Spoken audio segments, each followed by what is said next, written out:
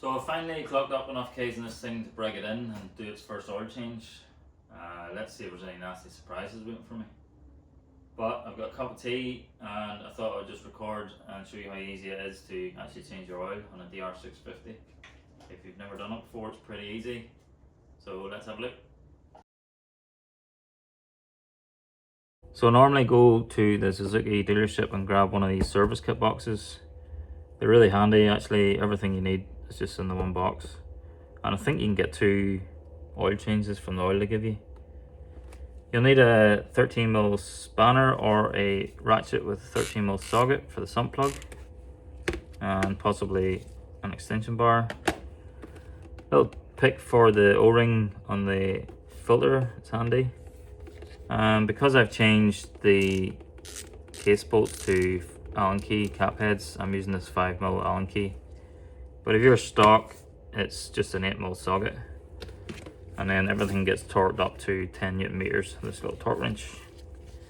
And obviously you'll need a oil pan to catch the used oil.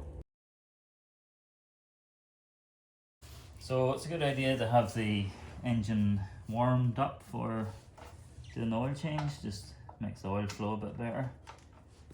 And with this B&B bash plate, there's a hole for the sump plug, makes it pretty handy.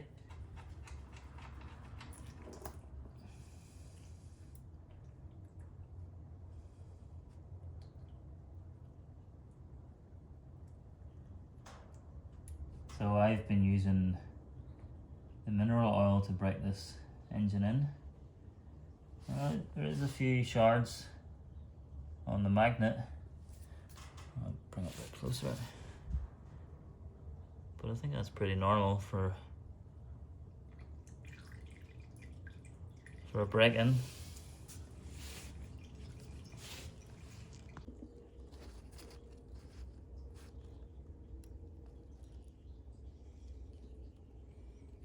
Not too bad really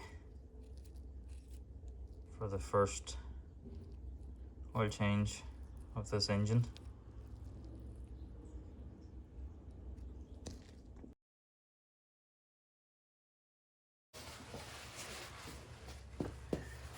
So while that's draining, we'll undo the filter housing and pull the filter out.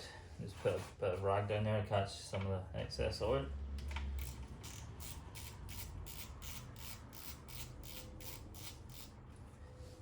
Probably a good idea to open the filler cap too, makes it flow a bit quicker.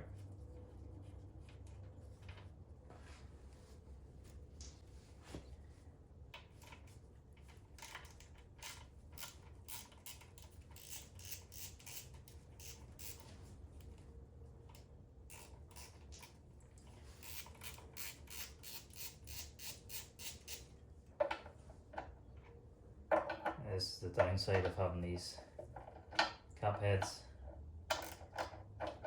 With a nut, you can just get in there with a spanner. So I might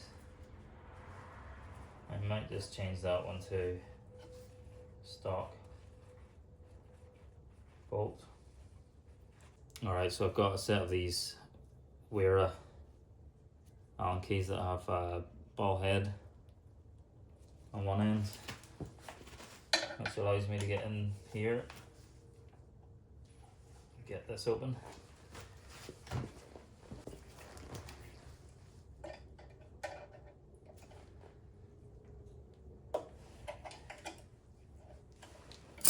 But I think I'll just change that back to stock bolt and I can get it with a spanner. A bit easier.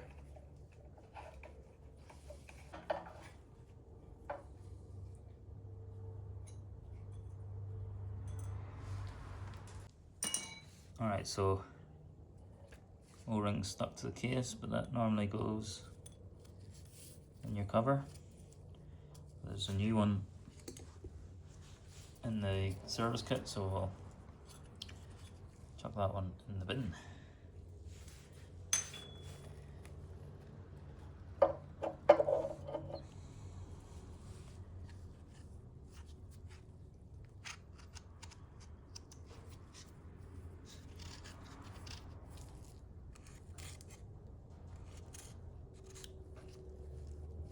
just change that filter out too.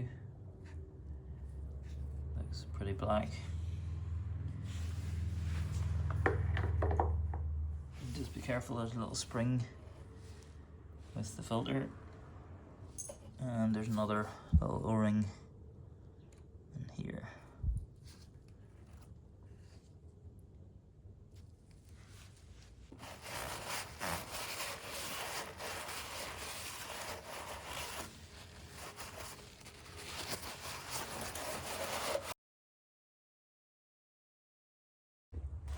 Alright, let's see what is in this service kit. Let's get it open.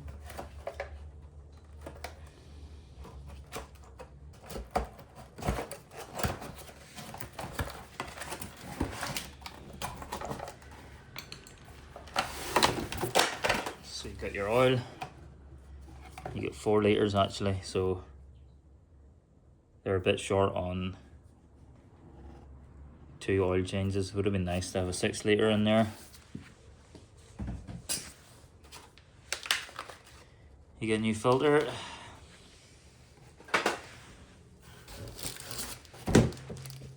And a little pouch of crush washer for your sump and 2 O-rings for the filter. So let's open this up, replace the O-rings.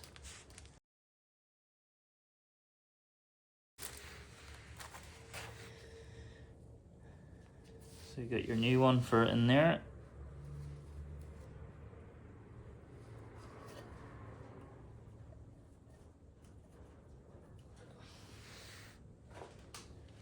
And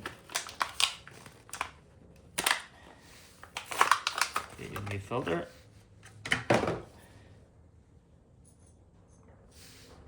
Put your spring in.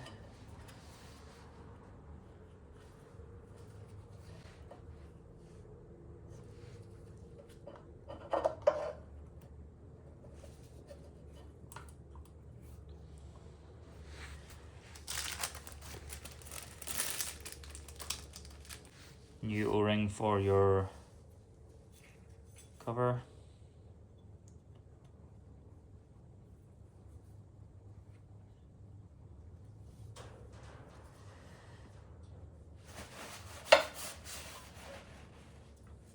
And we'll stick the cover back on.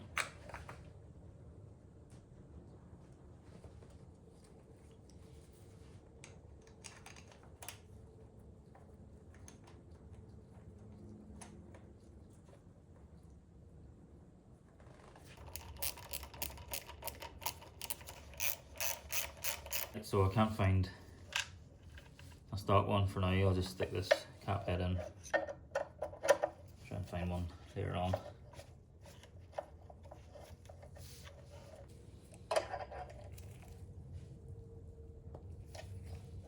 Okay, you want to torque these up to 10 Newton meters.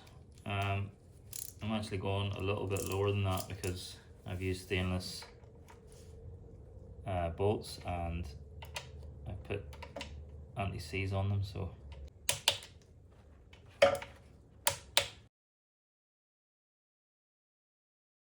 I think that's most of the oil drained out now. I've cleaned off the swarf from the magnet on the sump plug, and I'm just going to put my crush washer on and reinstall the sump plug.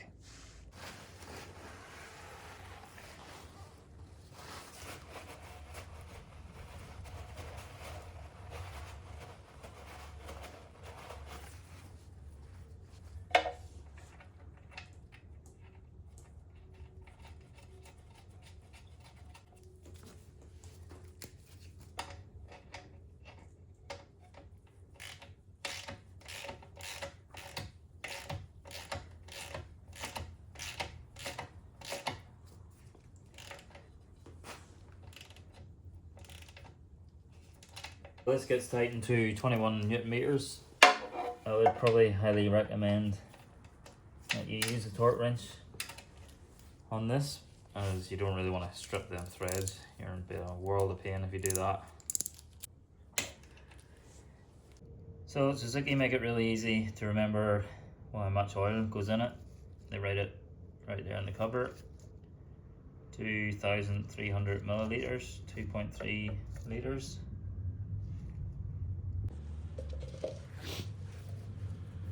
I normally just use a measuring jug to measure out 2.3 liters and just tip it in like that, and then we'll check the sight glass after just to make sure we're all good.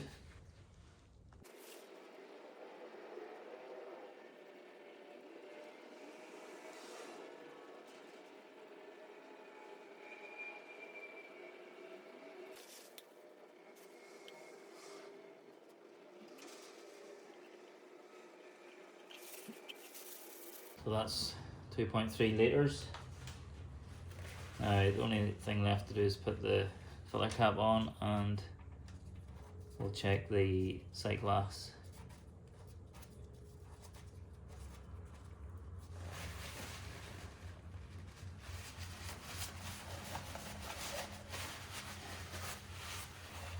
Always good to make sure you wipe all the excess oil off. It's much easier to spot any oil leaks afterwards.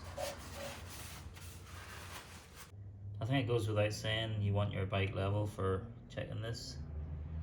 That looks pretty good to me.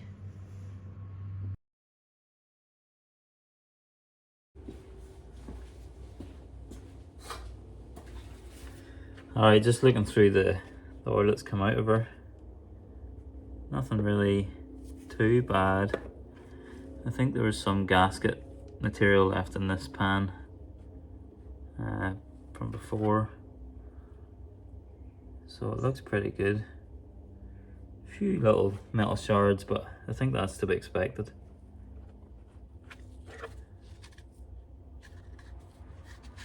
Yeah, the filter's got a few little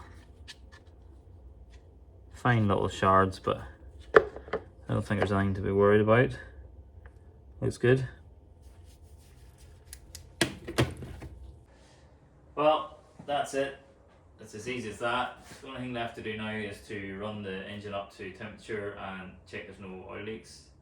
I think most people who have these sort of bikes do their own work, and for me it's part of the fun. But if you're new, don't be scared to get stuck in. These are really easy jobs to do. You can do them yourself easily. The next job is to pull off this fuel tank and to check the valve clearances again. It's another easy job. I might do a quick video to show you how to do that. I'm really dying to get out in this thing for a few camping trips, but I've got a pretty epic adventure coming up next week. I'm flying to Nepal to ride the 450 Himalaya through the Himalayas, so really looking forward to that. It's going to be amazing. But for now I'm just doing a bit of tinkering in the garage, and we'll get out in this thing soon for a few camp trips. But anyway, thanks for watching, and remember, if it's not part of the script, it's part of the adventure.